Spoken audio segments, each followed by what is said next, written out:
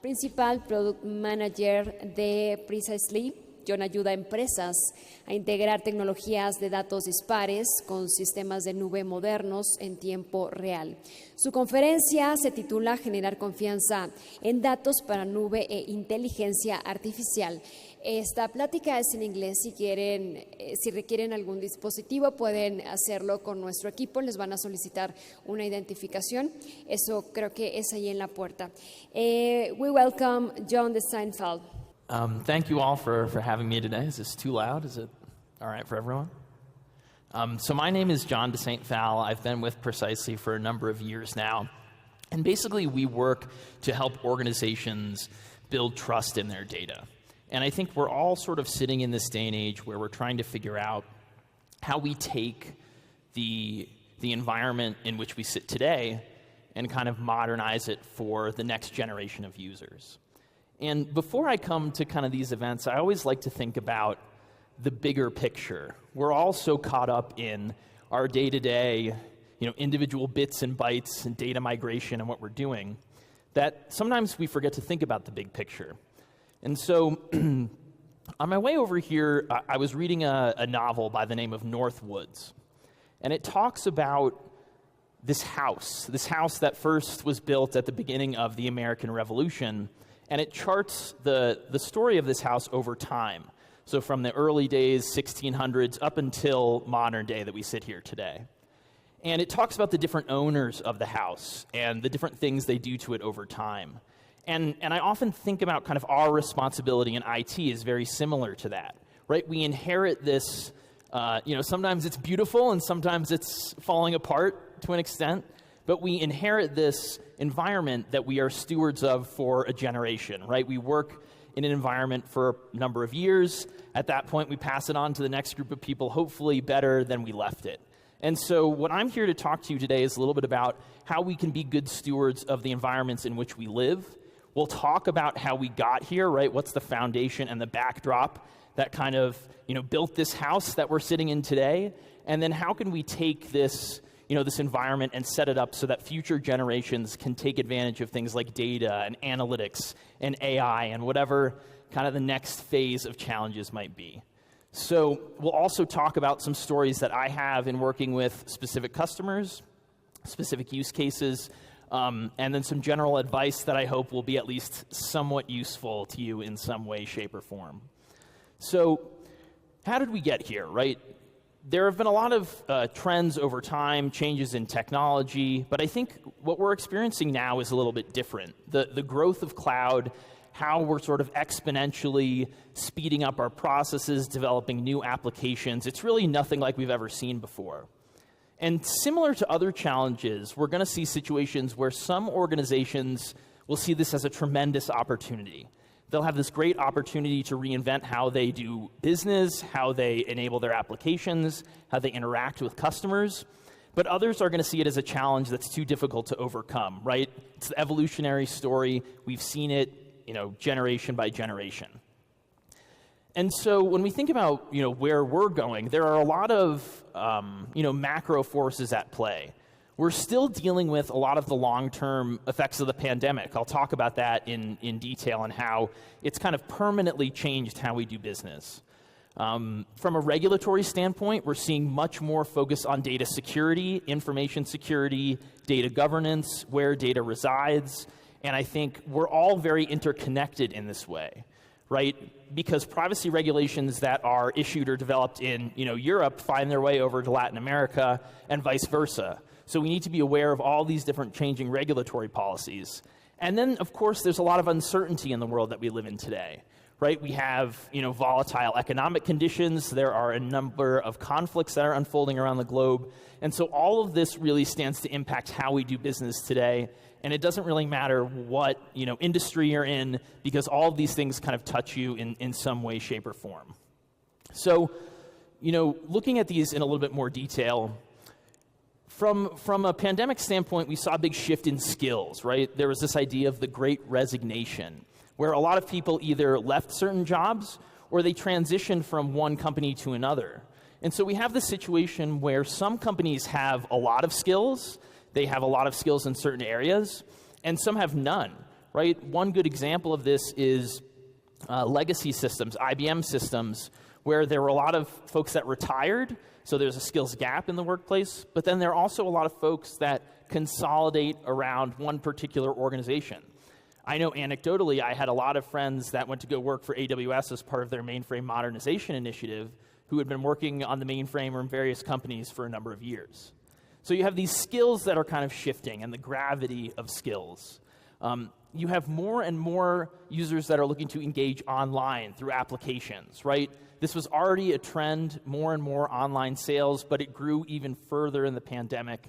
And then I think you have a large portion of users that permanently change their behavior, right? So as an example, I know a lot of people started buying groceries online during the pandemic. And there's some people that still do that today, right? They're not going to go back to how they did things before, right? So the digital ways that we interact with customers have changed permanently, and they're not likely to revert back to where they've been previously. When we think about the regulatory environment, there is much more focus on IT security, information security, where data is going, who owns it, where it lives, and I think all of you have experienced this in some way, shape, or form, right? You have a project or an idea that you're trying to get off the ground, only to have it shot down by your cloud IT infrastructure team because of potential security threats or issues in implementation. So it's important to keep in mind that this touches every single project that you have, and it's also important that what happens in one area of the globe, again, does not happen in a vacuum. Regulations that are developed in one country make their way over to another because we live in a global society, right? And so even though, a good example is even though in the US we don't really have a lot of specific data standards, a lot of companies are still abiding by, GDPR standards. It's not a law in the US, but companies are buying that way. They're looking to vendors and their partners to kind of develop the same type of security standards independent of any kind of government. So it's very important to keep in mind that any slight change in the regulatory market overseas or in some smaller country has an impact on the entire world, right? So we've talked about kind of the long-term tail end of the pandemic. We've talked about some of the regulatory environment. I think in general, right, we kind of understand the macroeconomic situation that we live in. I'm not going to linger too much on that. But I really just want to talk about, given all of these truths, how are organizations reacting?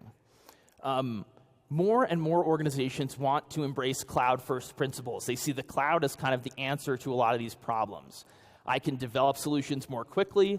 I can bring applications to market faster. I can keep an eye on specific costs. So everybody wants to move to the cloud. You talk to any, CIO, chief data officer, they're going to say they're embracing cloud-first principles. But you're also going to have a lot of organizations that are, spinning up a lot of cycles to modernize, and they end up wasting money, right? $100 billion estimated wasted spend in cloud migration and modernization over the next several years. So you have the situation where everybody wants to modernize. There's potentially a lot of wasted spend associated with it because the planning, the process around these projects is not quite there. And I think, the last thing that I'll touch on here is there is a majority of folks that would say they're looking to move to the cloud because they're trying to modernize in some way. And that means a lot of different things to a lot of different companies. Sometimes it's, simply migrating something that used to be in a data center to run it in the cloud. Other times it's, creating net new applications. But really, everybody wants to be cloud first. They want to be data driven. And we understand that there's the potential for a lot of wasted spend here. So we're moving in this direction. We know that we want to embrace this to help us tackle some of these challenges. And so, how is this manifesting itself? How are organizations running into issues? What are these issues? And how are they handling them? And so these are some of the issues that I've seen, personally working with organizations. And I'll walk through each of them kind of individually so you can get a sense of how specifically some of these cloud trends are impacting businesses. Also, if there are any questions or at any time anybody feels like, asking something, you should feel free to be interactive. I'll mention that now as well. But let's start by, increased investment in cloud resilience and security. I mentioned this a second ago, but I think when it comes down to implementing new solutions, bringing in new vendors to your environment, modernizing the way that you run applications today, security is really kind of the most important thing, right? We all understand that. We're seeing ample investment in security across the board, and that really extends to everything within the enterprise, right? So I don't mean to belabor this point. We all understand how important it is, and I think when you're considering a vendor, you really need to think about who's hosting the data. Is this project that I'm working through going to meet my information security standards? But also just understanding what these standards are, right? If I'm looking to onboard a new application to the cloud, or I'm looking to buy a new piece of software, I want to make that easy on me, right? I don't want to have all this back and forth with my security team because they're going to have a whole host of questions on this new software I'm trying to bring in. Try to have a good understanding of the questions that your security team is going to ask, of what's important to your organization. Because the better understanding you have of that up front, the better you can kind of vet potential vendors. The better you can ask those questions up front, so if it's not going to work with a partner or a solution provider, you know that ahead of time. You're not wasting or spinning up all these cycles just to learn that they don't have, SOC 2 compliance in SaaS or whatever the security requirement might be. So keep in mind that, security can torpedo or ruin any project that you have, but they're doing it in a positive sense. They're trying to help you, but it can be frustrating sometimes. Hybrid and multi-cloud adoption. So this is a very, very kind of critical piece to understand. And I think, similar to the previous slide, you have all these organizations that they want to embrace cloud first, right? They want to modernize. But what does that really mean? Right? Every application that you have within your business is different. The same way every business is different from one another. And I think a lot of times we need to consider multiple approaches to modernizing applications. So I'll take the example again of the IBM or legacy systems. There are some organizations, so banks, insurance companies, that will tell you that the mainframe is never going away. They will tell you that it can process transactions faster than any other system on Earth today. It has reliability, scalability, security. I love my mainframe. It's never going away. But at the same time, if these companies want to be successful, if I'm a bank, I need to provide a new type of dashboard for my users to check their account balances or learn about their spending patterns or see if they're going to be able to retire when they want to. Right, so customers are asking for all these new ways to look at the data that they're providing. And so we need to find a way to kind of modernize these systems. And so some cases that means, well, can we just run this whole application in the cloud? And other times that means, can I just get the data from the core transactional system? Right, so I might be a bank and I might have maybe a call center application that I totally want to migrate over to the cloud, but I might have a mainframe that runs my core, business applications, and I want to leave that be, but I need the data. And so it's this idea of being able to kind of look at each use case individually as its own kind of world, right? What do we need out of this application? What are we really benefiting from by moving it? And you kind of have that discussion with yourself to figure out how you should treat these different systems and these different applications. Everyone is different. You should not just be saying we're moving everything to the cloud. If you have only a few applications, maybe it's easier to say that. But I really do recommend kind of looking at each individual project as its own entity because it's important to understand how they're unique. The other kind of element of this is multi-cloud, right? There's a lot of talk about standardizing on a cloud provider. Who's your cloud provider? Oh, we've been working with this, one vendor. They're the biggest in the world, and we do all of our business with them. And I think what we're seeing is there are a lot of different providers that offer kind of unique value propositions. And I've talked with customers that say, yes, well, we've bought everything from this one particular cloud vendor, but I'm actually looking at some of the new capabilities of this other provider, and they have some very specific analytic tools that I think would solve a certain problem. Right? So can you set up your architecture so that you're not tied into one particular vendor? You're actually future-proofing your architecture so that today you might be integrating with one system, tomorrow it could be a different technology, and you make that switching very easy. I'll talk about kind of another example of that in a minute. But don't feel as though you're locked in. Don't feel as though you have to treat every single application the same because they are very different, and we need to take kind of an individual approach to them. Cloud powered by both AI and ML. This is the North Star. Everybody wants it. Everybody's doing it, right? We're all moving towards AI. But the thing to keep in mind with AI, similar to the trends in big data, right? Similar to kind of the initial move to cloud that we saw a number of years ago, is that it's still all about the data. Data is still, I had a colleague say this to me, in the AI gold rush, data is still the coin of the realm.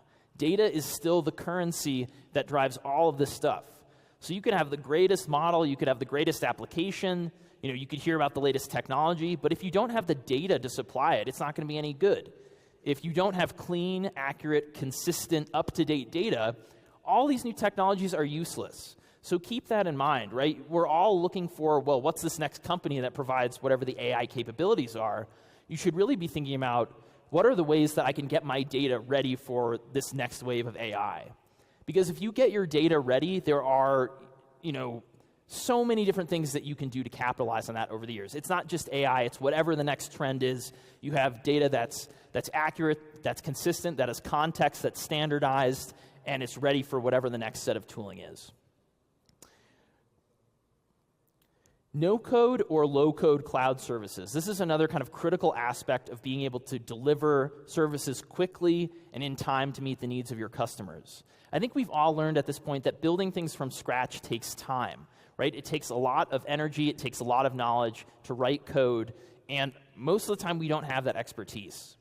But in cloud environments, in various technologies, there are a whole host of predefined code sets, open source systems that we can plug into that will allow us to develop a lot faster. So I'll give you a good example of this. I work personally with a lot of organizations that are looking to stream data to the cloud in real time. So they've got 5 or 6 different transactional systems. They want a real-time feed going into the cloud, but they not only want to populate the data into Postgres, they also want to use Snowflake, they also want to use Databricks, and they're interested in making data available for kind of the latest AI technology.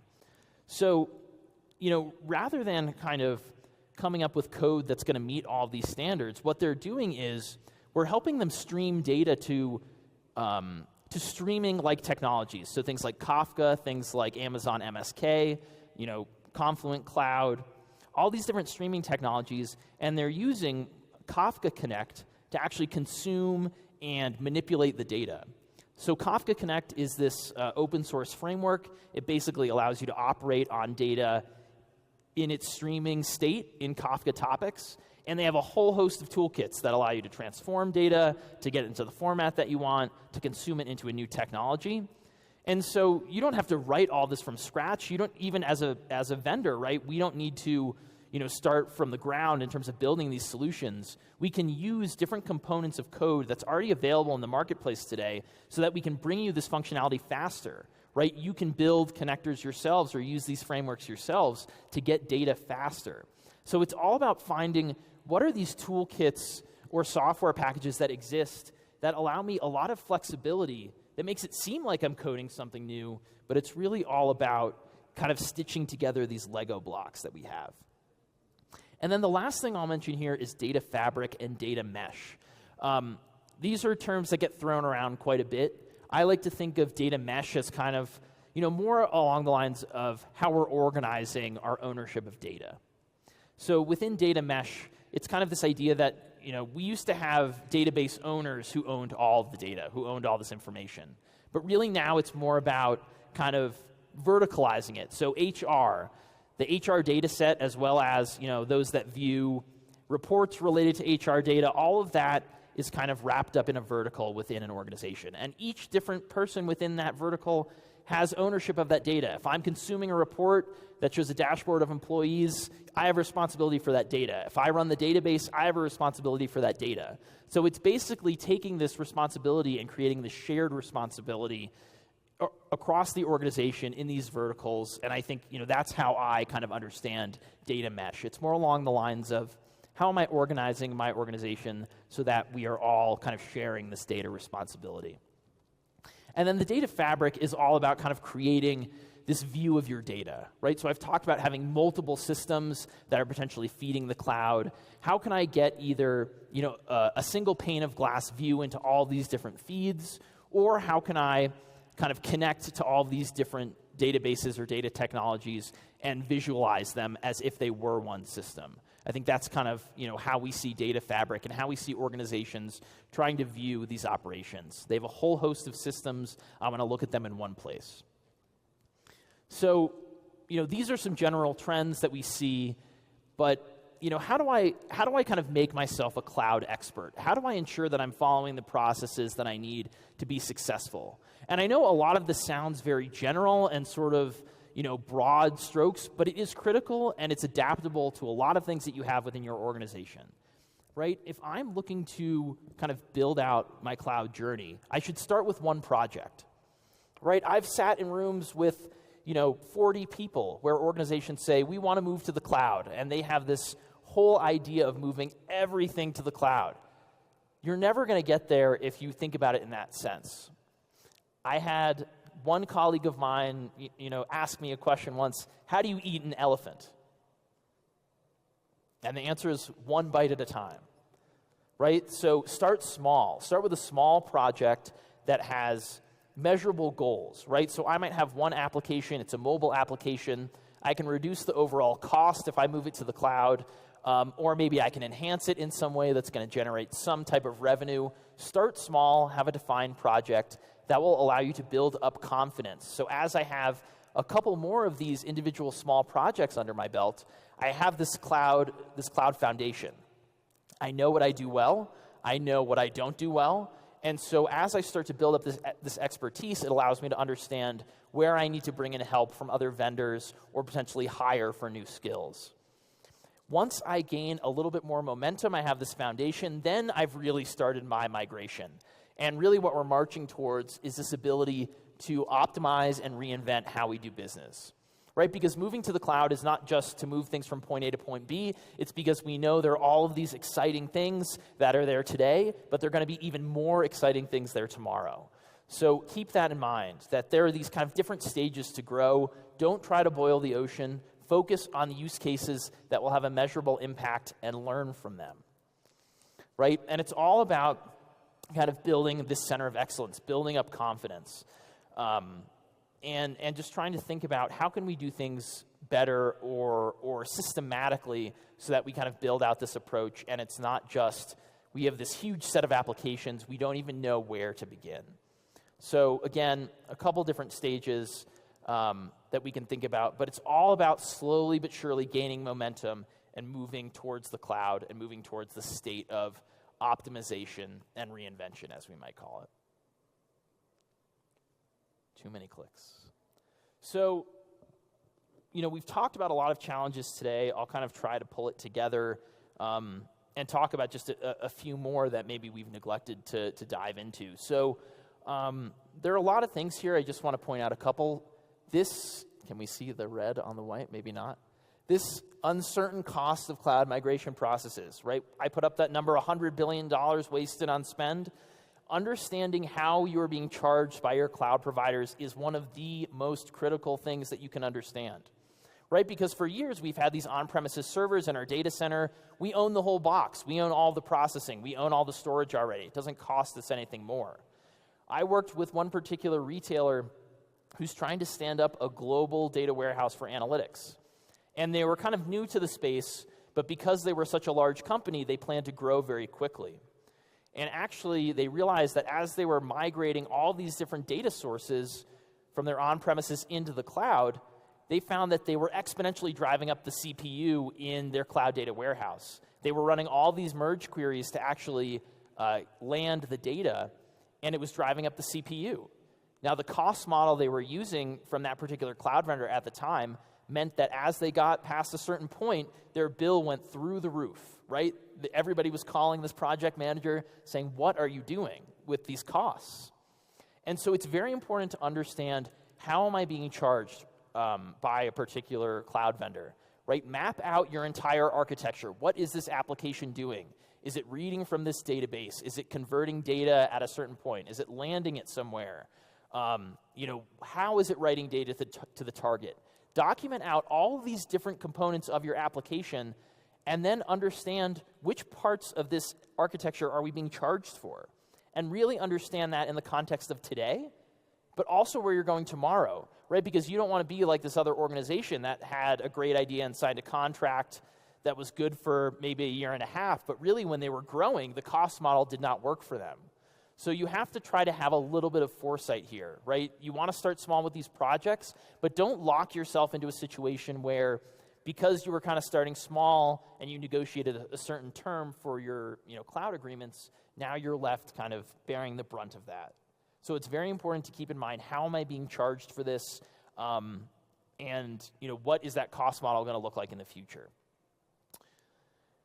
The other thing that I do want to kind of call out here, because it has a bit of a special place in my heart, is this networked bandwidth. So I've worked with, there must have been some conference of CIOs or something where people told them that the cloud latency was going to be at the speed of light or something like that. So, because I talk to a lot of customers and they say, well, we need to rebuild this application. Oh, and by the way, we need 150 milliseconds latency or response time for this application to meet our SLAs. Meanwhile, this particular vendor goes to ping their data center in the cloud, and they have a 200 or 250 millisecond ping time, right? So there's built-in latency in working with the cloud, and we have to have expectations of what that's going to be. And sometimes that's going to shift. Sometimes that's going to change how these applications run, right? Because something that I write in COBOL on a mainframe, just because a Java program does the same thing, doesn't mean it's going to do it as fast, doesn't mean it's going to do it as efficiently. So there are some things that we need to change, but I think just keep in mind that if I'm moving a service from a data center to the cloud, there's probably going to be some network bandwidth or latency considerations for this that I need to keep in mind. And sometimes we do run into the boundaries of the physical universe, and we're working on it with 5G and whatever the next evolution is. But there are very serious considerations that I just think that we should all consider when we're looking to migrate some of these applications. And again, this is just what we've seen in working with very large customers, very large organizations around the world that are undertaking these journeys. So the idea is that maybe some of this is more or less true for some of you, but I think hopefully you get some kind of value out of the pitfalls and situations that maybe others have found themselves in. So, from an organizational standpoint, right, we've talked a little bit about this. I'll just kind of try to sum it up a little bit more, right? Cloud migration projects are over budget. Have a plan. Understand what your application is doing, and you will try to find yourself in that other 25% of projects.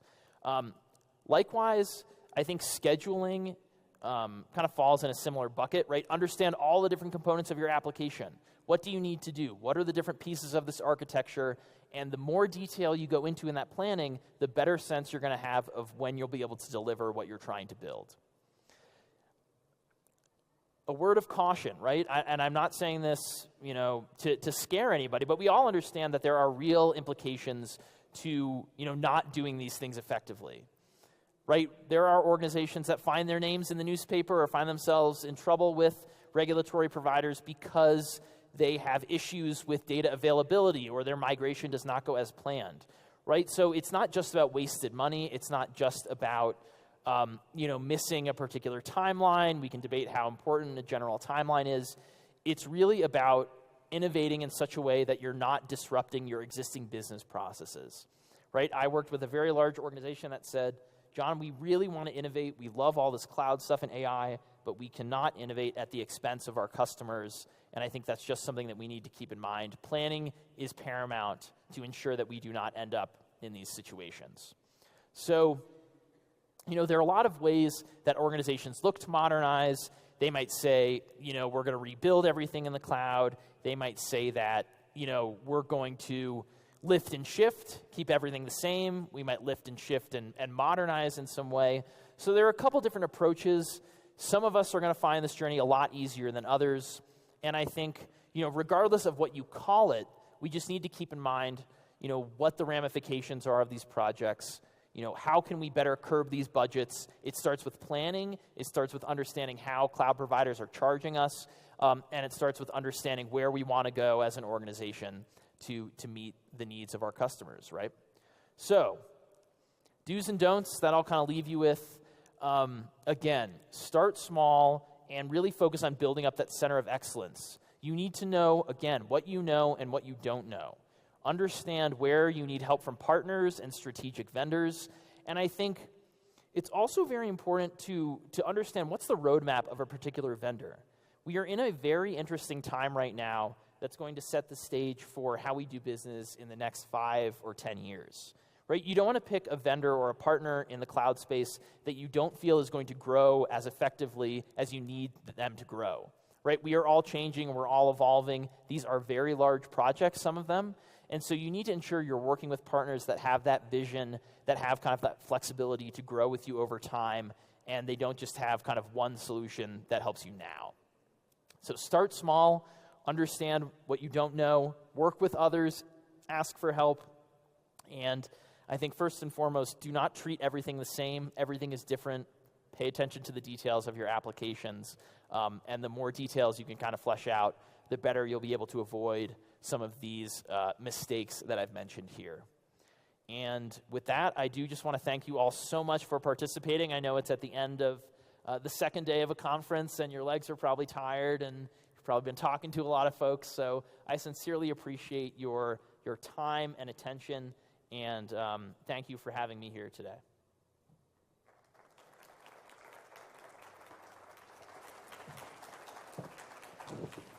John, great talk. Bien, let's go to the question and answer session. Anyone has any question here? Okay, John, people on social media are participating with some questions. The first say, what is your opinion on the state of artificial intelligence today, and what is the biggest key for customers looking to embrace artificial intelligence? Yeah, I mean, I think everybody's rushing towards AI today, right? And a lot of organizations I work with have kind of a very simple but lofty goal, right? One of the things they'll say is, John, we want to be able to ask natural language questions about our business. So if I'm a business manager, I want to know, how are we performing, today versus this time last year? And how are we performing, this month versus the last several, Junes or Julys that we experienced, right? So everybody wants to ask these questions. And so I think we're still in the very early stages of it. We're marching towards it. But again, the biggest key, I think, is data quality. Focusing on, the data sets that we have, making sure they've been standardized, they're accurate, and they're consistent. I think a lot of people think about just getting the data, which is part of it, but you have to make sure that data is actually any good. So I would say that that's probably the most critical element to any successful AI project today is kind of quality data that you're going to use to drive these models. So I think it's very exciting. It holds a lot of promise, but you're only as good as the data that you're feeding these things. So that's how I would answer that. There is a question here. Thanks. Sorry, it's still about AI question. Yeah. So right now, is all the cloud providers, they have their own AI solution as well. And I think for people migrate their product to cloud, we'll have to put that in consideration. So what do you think about the challenges or how do people consider move to the cloud and put the AI solution together? Gotcha. So you're asking. And also considering the global market, if you plan for your product to go to global for other countries, and other countries, they have their own AI solution for different culture, different data. Yeah, so I guess it seems like maybe the concern is there's so many different solutions and so many different vendors around the world. How do we make sure we're kind of setting ourselves up for that? Is that the question? I think it all starts with making your data available in kind of a reusable format. So I'll give you an example. I worked with one particular bank in the United States that wanted to become the leader in the digital experience for their customers. They wanted to make it very easy for their users to access their data, to analyze it in new ways. And what they did was they created this stream of data from their mainframe system to Kafka, and now they have APIs that they use to retrieve that data, and they can read it into whatever target they want. So they're doing, some are pulling it into reporting databases, others are using it for dashboards. So I think it's all about how can I make this data available in such a way that it's easily consumable, right? Maybe it's an API endpoint, or maybe it's, I talked about the Kafka Connect framework earlier. How do I set up this pipeline so that this data is available in a common format, and I have a pretty good sense that, this format's going to be digestible in a number of years, right? So JSON formatting. If I can take very complex data sources and make it available in JSON today in a data stream, there's a good chance that most technologies now and for the next 5 or 10 years are going to be able to understand and ingest that data, right? So I think we don't know what tomorrow holds. We don't know what the next technology is. All we can do is make it available so that we don't have to rewrite or redo everything once we figure out what this next technology is. So that's what I would say. Again, it's all about the data, making the data available, and then everything else will be a lot easier if you kind of do that very well, I would say. Thank you so much for the question. Any other question here? No? Okay. John, the next question on social media said, what is one last piece of advice you would like to leave the group with regarding cloud migration? One piece of advice, I really think the biggest piece of advice is to try to understand what you don't know, right? Because they're all things that we do very well as organizations. And I think as we're starting to look at these cloud migration projects, I think of it as more of a mindset, right? It's a mindset that we'll need to kind of repeat and continue to maintain as we migrate multiple applications. So, what do we have in terms of skills that are good or bad, right? And can we find those specific partners, again, that have that skills gap, but also kind of the foresight? I have another colleague that likes to use this example of a doctor with a brain surgeon with a very specific laser doing brain surgery, right? You want to have the latest and greatest laser technology, but you also want the best doctor, right? You want someone who's an expert using that technology, not just anybody. You don't want me doing it, right? So I think that's another thing to kind of keep in mind as you're trying to vet these partners. They might have great technology, but talk to them about your architecture, ask them questions and advice, and see if they give you good answers, because I think that's another part of it. So I would say try to understand who you are, what you know, what you don't know, and then really try to partner with folks that you think not only have the solutions, but also provide expertise that will really complement what you do at your business. John, we appreciate your participation. Thank you so much. Thank you so much. I really appreciate everybody. And applause good luck with the rest of the conference. Para John de Saint Phalle, Principal Product Manager.